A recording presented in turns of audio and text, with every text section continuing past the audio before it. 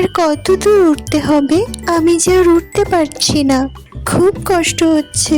আর একটু সময় ওরো, আমরা নতুন একটা জঙ্গলে চলে এসেছি। এই জঙ্গলের রাস্তা এখনো ভালো করে চিনি না। আর একটু কষ্ট করে ওরো, নিশ্চয়ই আশ্রয় পেয়ে যাব। বন্ধুরা, টুনি পাখিদের বাসাটা ভেঙে গেছে, তাই ঝড় বৃষ্টিতে তারা ভীষণ বিপদে পড়েছে। এদিকে টুনি পাখি ডিম দিবে, তার ডিম দেওয়ার সময় হয়েছে। তারা এদিকে সেদিকে উড়ছে, কি করবে কিছুই বুঝতে পারছে না। আমার যে ডিম দেওয়ার সময় হয়েছে, এখন একটা বাসা খুঁজে পেলে খুব ভালো হতো। এই ঝড় বৃষ্টির মধ্যে আমরা কোথায় যাব কিছুই বুঝতে পারছি না, খুব বিপদে পড়ে গেলাম। ঝড়ে আমাদের বাসাটা ভেঙে গেল। তুমি চিন্তা করো না টুনি, এই জঙ্গলে আমরা নতুন বাসা তৈরি করব। ওই যে দেখো, দূরে পাখিদের বাসা দেখা যাচ্ছে, সেখানে গিয়ে আশ্রয় নেই। চলো, আমরা তো এই জঙ্গলে নতুন, নিশ্চয়ই কোনো পাখি আমাদের বিপদের কথা শুনে আশ্রয় দিবে। চলো, জঙ্গলের পাখিদের বাসায় গিয়ে তাদের কাছে আশ্রয় চাই।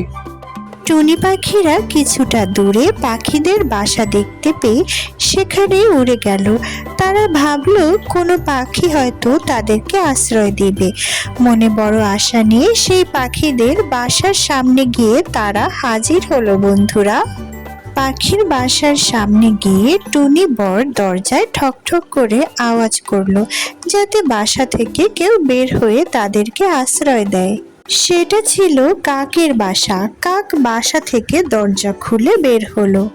সে টুনিদের বলল, কে আপনারা? চিনতে পারলাম না তো, এই জঙ্গলে নতুন নাকি? হ্যাঁ ভাই, আমরা খুব বিপদে পড়েছি। এই ঝড় বৃষ্টির রাতে আমার স্ত্রী ডিম দিবে, তার খুব কষ্ট হচ্ছে। যদি আপনাদের বাসায় একটু আশ্রয় দিতেন, বৃষ্টি থেমে গেলে আমরা চলে যেতাম। ঝড়ে আমাদের বাসাটা ভেঙে গেছে, তাই এই জঙ্গলে আমরা উড়ে এসেছি। বৃষ্টির মধ্যে কোথায় যাব কিছুই বুঝতে পারছিলাম না। যদি একটু আশ্রয় দিতেন খুব ভালো হতো, অনেক কৃতজ্ঞ থাকতাম। হ্যাঁ, অবশ্যই থাকতে পারেন আপনারা, কোনো সমস্যা নেই। এমন সময় কাকের বউ কাকলি বাসা থেকে বের হয়ে এলো। সে কিছুতেই টুনিদেরকে থাকতে দিবে না।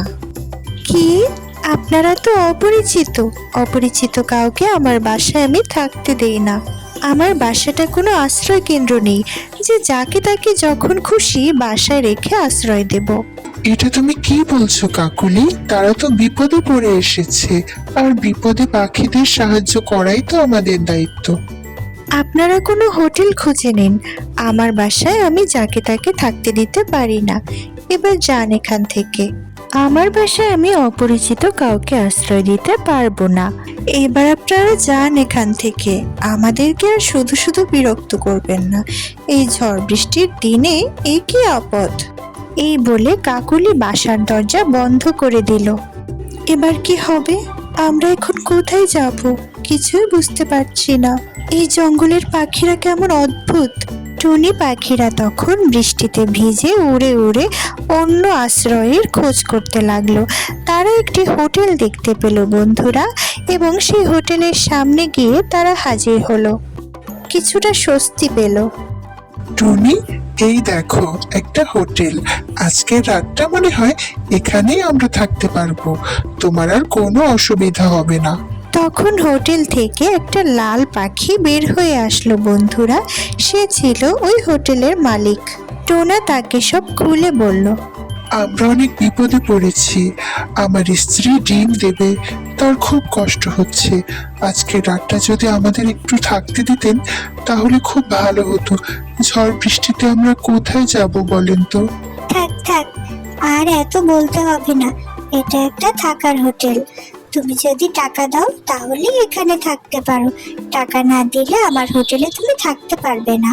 টাকা আছে তোমার কাছে? যদি থাকে তাহলে সেটা আমাকে দাও, তবেই তোমাদেরকে আমি থাকতে দেব। এবার তোমরাই চিন্তা করে দেখো, টাকা না থাকলে চলে যাও। আমাদের বাসাটা ভেঙে গেছে। এই ঝড় বৃষ্টির মধ্যে টাকা পয়সা কিছুই নিয়ে আসতে পারিনি। একটু দয়া করুন, আমার স্ত্রী অসুস্থ, তাকে একটু থাকতে দিন, একটু দয়া করুন। না না, তা হবে না। টাকা ছাড়া আমি আমার হোটেলে কাউকে থাকতে দিই না। তোমরা বাপু অন্য কোনো জায়গা খুঁজে নাও। আমি যে ডিম দেব, আমি খুব অসুস্থ, একটু থাকতে দিন। এই ঝড় বৃষ্টির রাতে আমরা এখন কোথায় যাব? আমাদেরকে একটু দয়া করুন। আমার এটা হোটেল, কোনো আশ্রয় নেই। টাকা না থাকলে আমার এখানে আমি কাউকে থাকতে দিই না। এবার যাও যাও, আমাকে আর বিরক্ত করো না। কোথা থেকে যে আসে এসব লোক, ঝড় বৃষ্টিতে বিরক্ত করো না। যাও এখান থেকে, অন্য কোনো বাসা খুঁজে নাও। বললাম তো আমার এখানে জায়গা হবে না। এইসব অসুস্থের নাটক আমার সামনে করবে না, অন্য কোথাও যাও বলছি। লাল পাখিটিও তাদেরকে আশ্রয় না দিয়ে দরজা বন্ধ করে দিল। টুনিরা সেখান থেকে উড়ে গেল। কোথা থেকে যে বিরক্ত করতে আসে এইসব লোক। উঠতে উঠতে তারা একটা গাছের ডালে আশ্রয় নিল। বুঝতে পারছি না টুনি, এই জঙ্গলের পাখিদের মনে কি কোনো মায়া দয়া নেই? বিপদে একটু আশ্রয় দিচ্ছে না, কি যে করি। হঠাৎ তাদের সামনে একটা অচেনা কাক এসে হাজির হলো। বন্ধুরা, কাককে দেখে তারা অবাক হলো। আপনারা কারা?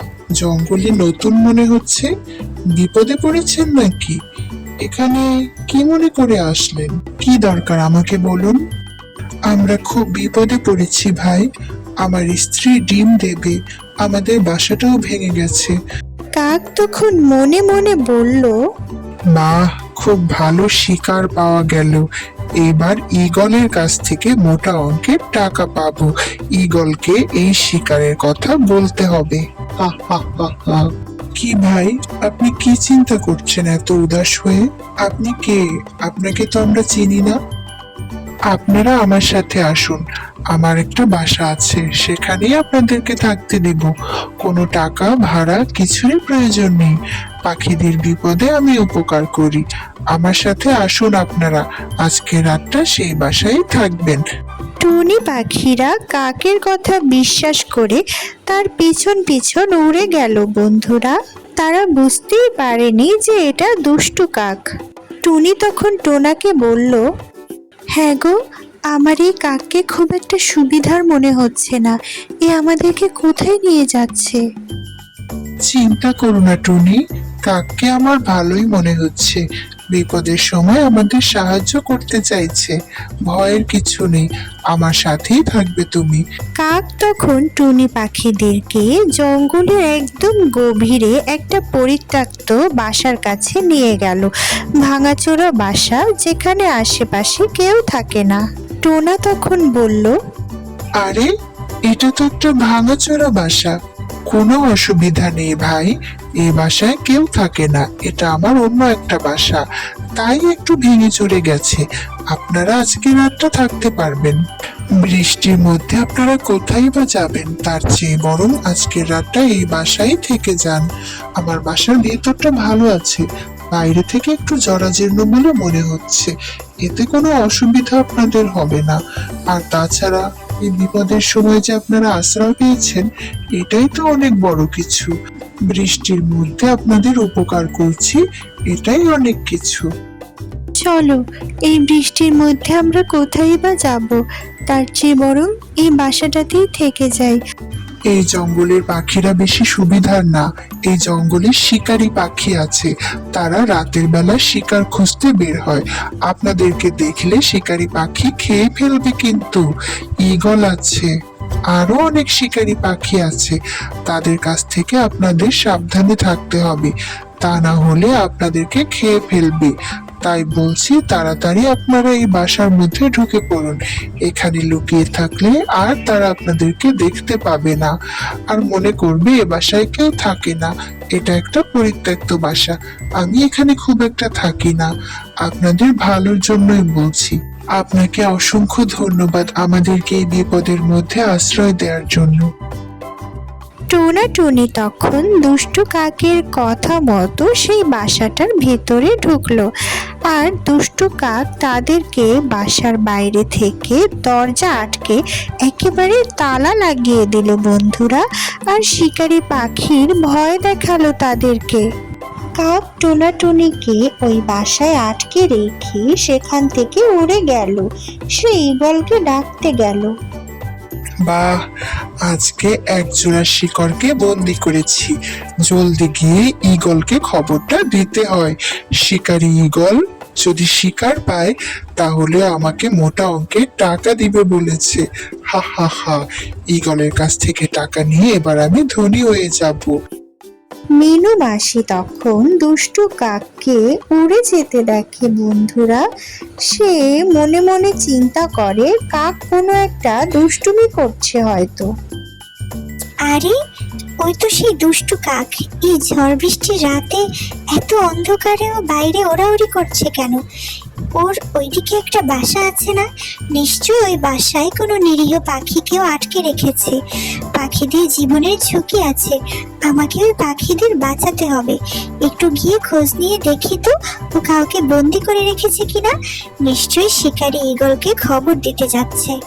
মিনু মাসি তখন সেই রাতে তার বাসা থেকে বের হলো দুষ্টু কাক কোনো নিরীহ পাখিকে তার বাসায় আটকে রেখেছে কিনা সেটা খোঁজার জন্য। সে তখন কাকের সেই পুরনো বাসার দিকে উড়ে গেল বন্ধুরা। এবং মিনু মাসি তখন সেই বাসার কাছে গিয়ে সত্যি সত্যি জানালা থেকে উঁকি মেরে দেখলো সে বাসার তালা খুব সহজেই খুলতে পারত। সে তার মাথার ক্লিপ দিয়ে তালা খুলে ফেললো বন্ধুরা। এবং জানালা দিয়ে টুনি পাখিদেরকে দেখছিল এবং সে অবাক হয়ে গেল। আরে সত্যি সত্যিই তো দুটো পাখিকে আটকে রেখেছে, আমি তো স্পষ্ট দেখতে পাচ্ছি। এখনই তাদেরকে বাঁচাতে হবে।